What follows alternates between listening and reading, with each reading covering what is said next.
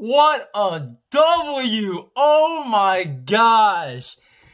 What's good, everyone? It's your boy Nazi with another video for the channel. Welcome back to DMV Sports Zone, and I'm coming at you with a lot of energy tonight because it's sort of warranted after that W, that big fat W that we took against our arch rival Dallas Cowboys, 41-16 at Dallas on Thanksgiving in front of a national audience for the first time in the entire season, but the first time in a long time, extending back into last season. And I get it. We're 4-7. We're still not a good team. I'm not one of those people who assumes, after this W, we're gonna make a run at things. Like, I'm not one of those people. All I'm gonna say is that we're still, right now, on top of the NFC least, right? At 4-7. And we don't have too tough a schedule coming up. We are gonna be playing the Steelers next week. Yikes. They're gonna be pretty feisty, especially after having their second game being rescheduled this week. And we saw those players commenting on social media and stuff. But guys, what a W. And I wasn't even going to make a video tonight. I was going to make it tomorrow, given that it's Thanksgiving and I was at my aunt's house eating some good food. But no, this is very much deserving of a video. Wow, I'm so stoked. I don't like to toot my horn too much, but you guys know how I felt about Antonio Gibson for I don't know how many weeks, how many months, since pretty much the month after he got drafted by us in the third round. I've been comparing him to Alvin Kamara. I've had that high of a ceiling for this man's, and I don't even know if that's a ceiling. Like, guys, he's extraordinary. I get it, his vision, he's still improving on that.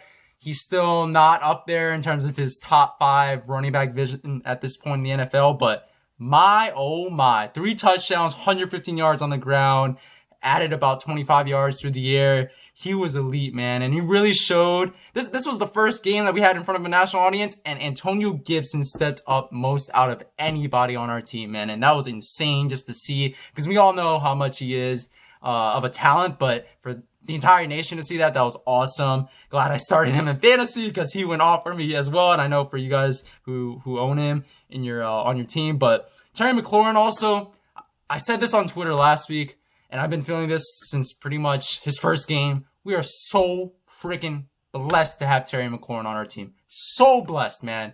This man's, he's putting in effort every single week. He made, I believe, 7 catches for 92 yards today. It wasn't the big boom game that some people were expecting. And I also started him in fantasy. But no, I think the biggest play of the game arguably was him running down Jalen Smith, I believe, off that interception. That poor pass by Alex Smith. But Terry McLaurin ran him down, and that led the Cowboys to only score 3 points, basically saved us 4 points and allowed us to keep a lead in that game. And ultimately, we scored again and again and again and again. And that's what led us to a 41-16 win. But Terry McLaurin, arguably, that was the biggest play of the game. And I'm just excited, man. He's pretty much, his trajectory right now is limitless.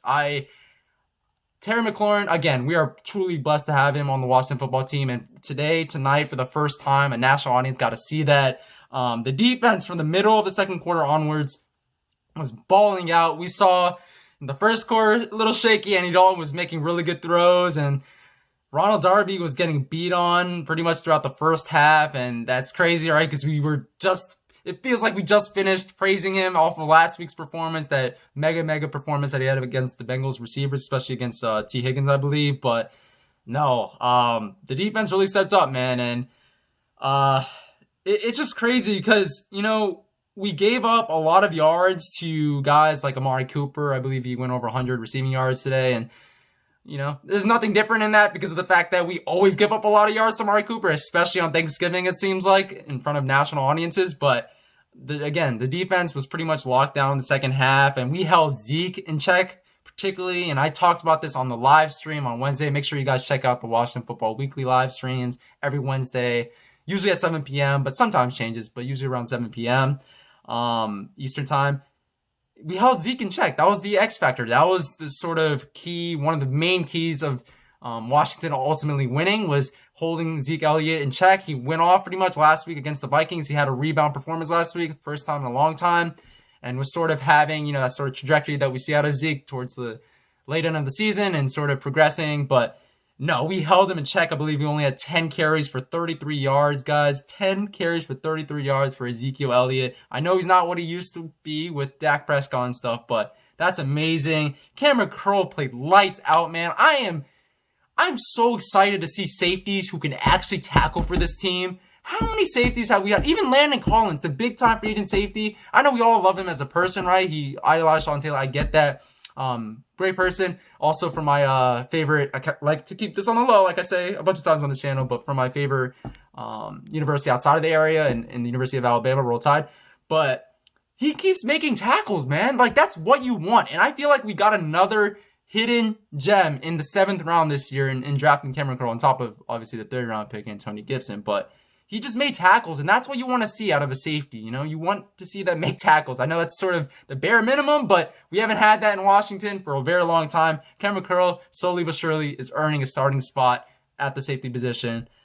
And yeah, Jeremy Reeves as well. I don't have my hat here, but last year during training camp, he was one of the few players that I actually got an autograph from, and he's a really cool guy from that short conversation that I had with him last summer, July of 2019. And I'm just glad he actually got some more opportunities this season to play at safety, and especially today, man, he was actually making some really good plays, made a really good tackle, I believe, that prevented the Cowboys from getting a first down early in the game. And man, he was good. He was good. Another safety who we love to trash on this channel, and rightfully so, Troy Apke, man. He actually was playing pretty solid today. He didn't give up too many big plays, didn't have too many missed tackles, and gave us pretty good production. That's what you want to see out of a young safety like that. I still don't think he's going to be a starting safety for us, at least on a good Washington football team, but, you know, we're sort of depleted at the position right now outside of Cameron Curl, and Troy Apke is still getting reps. So hopefully he continues to show those sort of things. You know, in future weeks, we're playing some really tough teams. Up next are the Steelers and Seahawks, I believe, coming up shortly. So, but it's still good to see that out of Troy Apke, especially on a national stage tonight. Chase Young also had a sack early in the game. He was actually pretty good. Had some really good pressures and was pretty solid throughout the entire game, and has been solid the last 2 games, really. And finally culminated that great performance with a sack. And I believe he's on at 4.5 sacks now, and it should probably get closer to maybe 8 or 9 by the end of the season.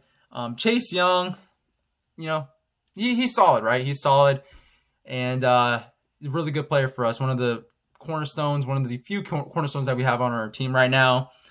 Kendall Fuller was also solid. You know, he didn't give up a bunch of yards, didn't give up a bunch of touchdowns. You know, he's pretty much rebounded from that performance a couple weeks back. Last week against the Bengals, he only gave up that one touchdown, was pretty locked down in coverage against AJ Green. And this week as well, very, very solid. Love to see that out of a guy you're paying $10 million a year for, and not someone you're paying $15 million a year for, like James Bradbury. I know he's solid, but it's a lot of money. Tim Settle, man, the Hokie, man, 5th round pick, I believe. What a gem. This organization, it's crazy to say this because for most of my childhood, this was not the case, but we're drafting very, very well, guys. We are, man, we are. You know, I know our 1st round picks haven't been, like with Deron Payne and Jonathan Allen, they haven't been game changers, but they've been solid.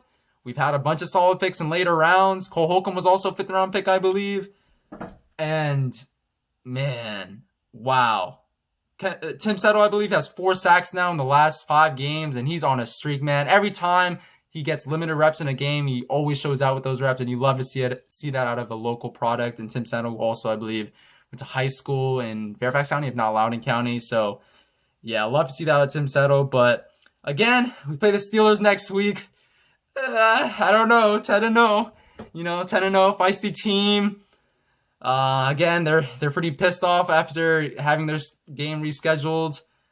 But nah, this team is ascending, all right? It's going in the right direction. Again, we're 1st place in the NFC East right now, and it's all you can ask for at this point. A great football Thanksgiving, right? Circumstances aside, right, with coronavirus and all that, but great football Thanksgiving.